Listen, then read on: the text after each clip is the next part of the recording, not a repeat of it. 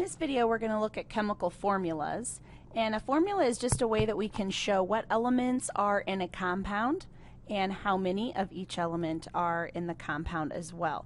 So it allows us to give the ratio as well as what elements are there. And this would just be an example of a chemical formula, sodium chloride. This would be the chemical formula when you use the element symbols off the periodic table. Subscripts are something that you'll see in most chemical formulas. Sodium chloride does not have one, but most of them will, and it shows the amount of each element that you have. So for example, if we take a look at another formula, and this one is between magnesium and chlorine, there's numbers that are behind the elements. Now it's not behind every element. Notice magnesium has no number written there. So if there is no number, then that is going to be equal to a 1. And we don't write ones. It's understood that if we put the symbol Mg, that there has to be at least one of them, or we wouldn't have put the symbol there. So there's one magnesium, and then that 2 tells us how many of the chlorines that we have. So we have 2 chlorines from that formula. Let's see, to make a chemical formula, you need to make a chemical formula from the following information. So there's 1 sodium and 1 chlorine. So if you don't know the symbols for sodium and chlorine, you can either just look back at your notes, because we actually just did this one, or you can get out your periodic table and look at it there. But you need to find sodium and find chlorine and look up their symbols, and then use the numbers that I've provided, and those numbers go behind the symbol.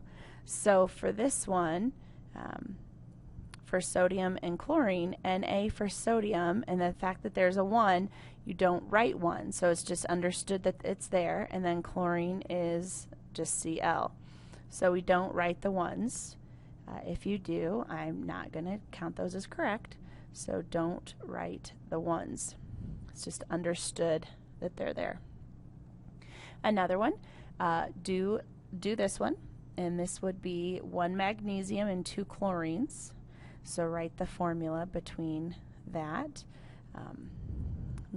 Give you a second. You can also pause the video as well and try it on your own, but magnesium is Mg, and since there's one of them, you would put like a 1 there behind it, and chlorine is Cl. Now it says that there's 2 chlorines, so we would have a 2 written behind it.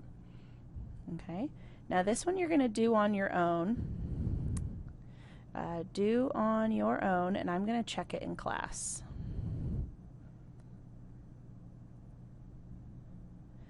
All right, so kind of part of your homework here with your notes. Now, for each one of the following, I want you to tell me how many elements of each element there are. So for Ki, since there are no numbers here, okay, it's kind of understood that they're 1s. So you are going to have 1 potassium, K is potassium, and iodine is I, so you have 1 iodine as well. All right, moving on to the next one. C is carbon, and notice that there's no number behind there, so you just have 1 carbon. And then that 4 behind hydrogen means that you have 4 hydrogens. So the number always goes with the element that is that it's behind. So that 4 does not go with carbon, it just goes with hydrogen. Now this next one you're going to do on your own, but it has 3 elements. So I just want to point out that there are 3 different elements here, and you're going to do this one on your own.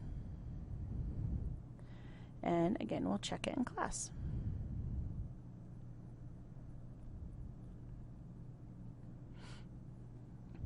All right. Now, how to write and name chemical compounds. We're going to get more into this, so this is just kind of the initial step. First of all, you need to decide if it's covalent or ionic, because the rules are very different for writing and naming formulas in ionic and covalent. So this is where earlier in the notes I said that it was very important that you knew what types of elements a covalent bond had and what an ionic bond had, because that's going to decide for us which, if we have covalent or ionic. So look at the elements in the problem, and you need to know is it metals, is it nonmetals, is it one of each. If they are all nonmetals, and it has to be all, okay? If they are all nonmetals, then you have a covalent bond. And if it's a metal and a nonmetal, then you're going to have an ionic bond. So that is very key. You absolutely have to know metals and nonmetals so that you can decide what type of bond it's going to be. So let's go through a few of these. All right, if you look at where carbon is on your periodic table, carbon is a nonmetal and hydrogen is a nonmetal. So since they're all nonmetals, this one is going to be a covalent type of a bond. All right, NaCl. So Na is a metal and chlorine is a nonmetal. So you have a metal with a non. So this one is ionic.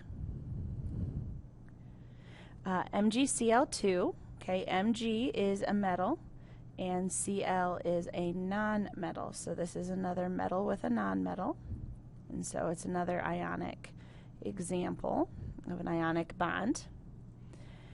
All right, you have carbon and oxygen. Carbon is a nonmetal and oxygen is also a nonmetal, so they're all nonmetals, and so that's going to make it covalent.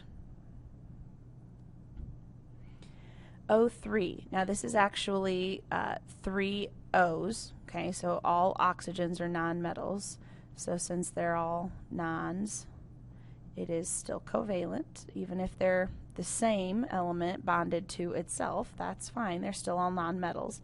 And this one you're going to do on your own, and we're going to check it in class. All right. If you have questions, please let me know, but the ones that you need to do on your own, you have to have finished or you won't get full credit for your notes. So definitely let me know if any of those do on your own you had questions about, and we will we'll definitely help you with them. So.